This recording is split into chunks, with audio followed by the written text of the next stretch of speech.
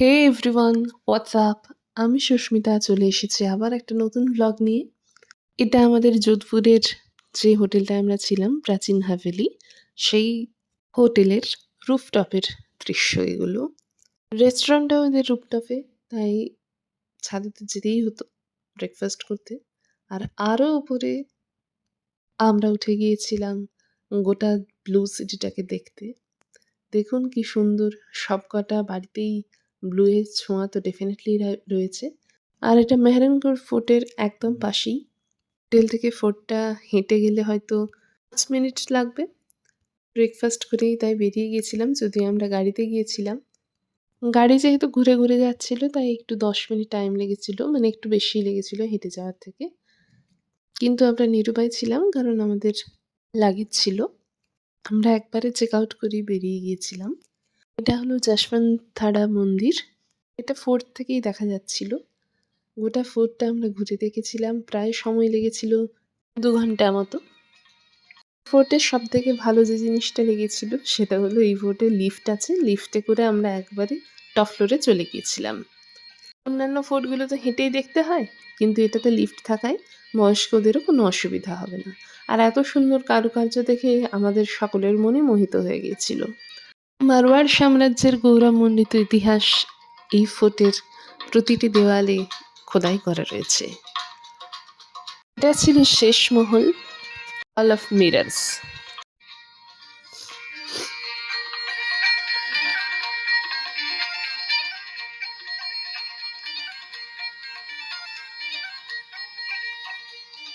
আর এটা হচ্ছে অস্ত্রাগার। এখানে রাজাদের সমস্ত ধরনের অস্ত্রই রাখা আছে, বর্শা থেকে বন্দুক সবকিছুই।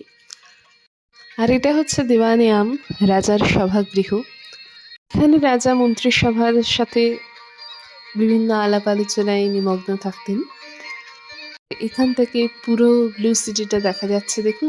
প্রতিটা বাড়ি দেখুন যেন মনে হচ্ছে ছোট্ট ছোট্ট দেশলাই বাক্সের মতো। আসলে উপর থেকে এত সুন্দর একটা দৃশ্য। আর এই ঘরটা হচ্ছে রাজার নবরত্ন সভা। ওই দূরে রাজার সিংহাসন আর চারিপাশে মন্ত্রীদের বসার জায়গা।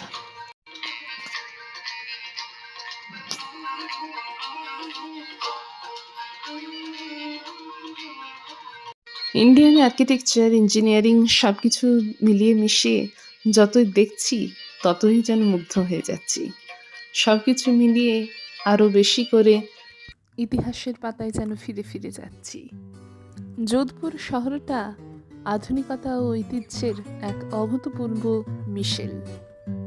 ঐতিহাসিক নিদর্শন হিসেবে যেমন মেহরানগঞ্জ ফোর্ট আছে, ঠিক তেমনই বর্তমান আর্কিটেকচারের নিদর্শন হিসেবে এরকম হাই রাইজ বিল্ডিং রয়েছে।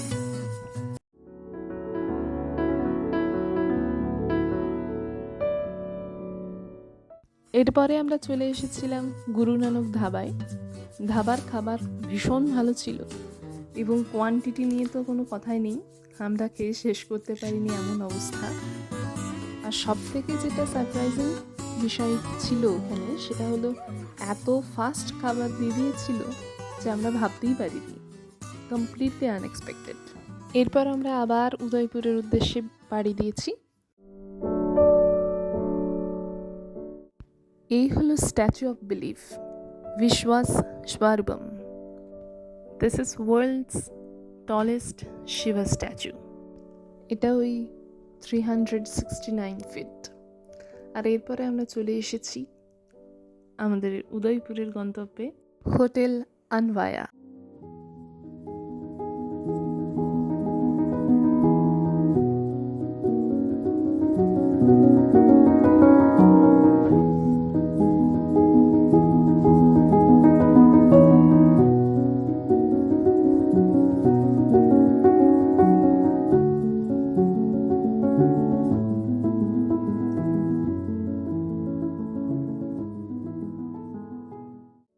আমরা ছিলাম ফার্স্ট ফ্লোরে, তো লিফটে করেই চলে এসেছি যেহেতু লাগেজ ছিল। আর এইটা হচ্ছে বাবা মায়ের রুম।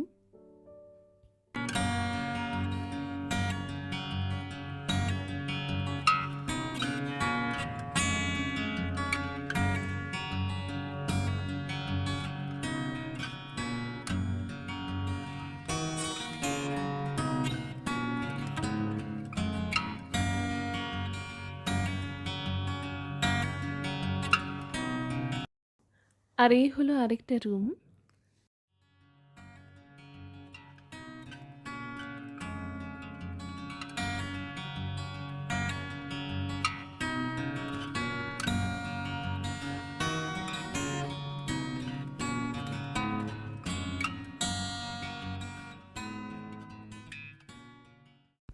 আর আমাদের রুমটাও সেম, সেজন্য আর দেখালাম না।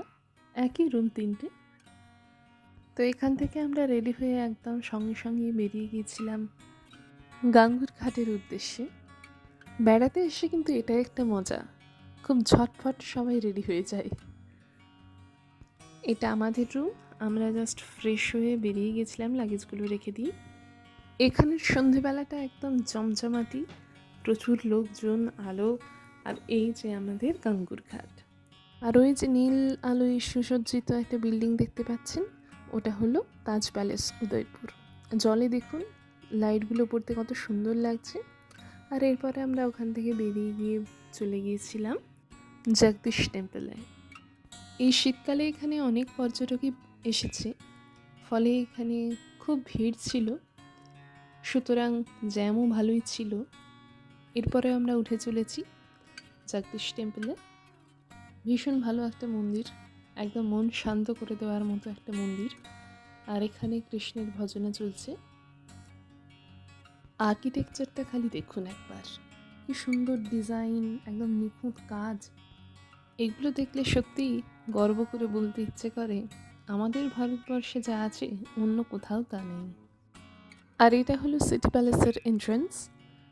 বাইরেটা যদি ঘুরে দেখতে চান তাহলে 50 টাকা পার পারসন, আর যদি ভেতরে ঢুকতে হয় তাহলে টিকিটের মূল্য ছিল 400 টাকা পার পারসন। আর আমরা যেহেতু অনেকগুলোই মহল দেখে ফেলেছি, সেজন্য এটার ভেতরে আমরা আর ঢুকিনি। তবে ওই দূরে, সেখানেও আপনাদেরকে নিয়ে যাব। সেখানে কিন্তু বর্তমান রাজা রানীরা এখনও থাকেন এবং সেখানটা প্রাইভেট করা আছে, সেখানে কোনো পর্যটকরা ঢুকতে পারবেন না। তবে বাইরেটা ঘুরে দেখতেই আমাদের 2-3 ঘন্টা সময় লেগে গেছিলো। আর আমরা যেহেতু সন্ধেবেলা গিয়েছিলাম, আমাদের একটু তাড়াতাড়ি ঘুরতেই হতো, কারণ এটা বন্ধ হয়ে যায় রাত্রি 9টায়। এই বিল্ডিংটা প্রায় 400 বছরের পুরনো। বিল্ডিং বললে ভুল হবে, এই ইমারত। আর এই যে লাল গাড়িগুলো দেখছেন, ভীষণ ক্লাসি দেখতে। ওইদিকে একটা টয় ট্রেন আছে বড়। তো এইগুলো আসলে যে সমস্ত পর্যটকরা হেঁটে ঘুরতে পারবেন না তাদের জন্য, ওটার আলাদা চার্জ আছে। এখানে দ্বিতীয় মহারানা উদয় সিং তাঁর রাজধানী স্থানান্তরিত করেন। আর এই যে লাল গেটটা দেখছেন, ওই পার্টটা হলো প্রাইভেট, ওখানে রাজার ফ্যামিলি এখনও বসবাস করে। এরপরে আমরা বেরিয়ে গিয়েছিলাম। আজকে ভিডিওটা এখানেই শেষ করছি।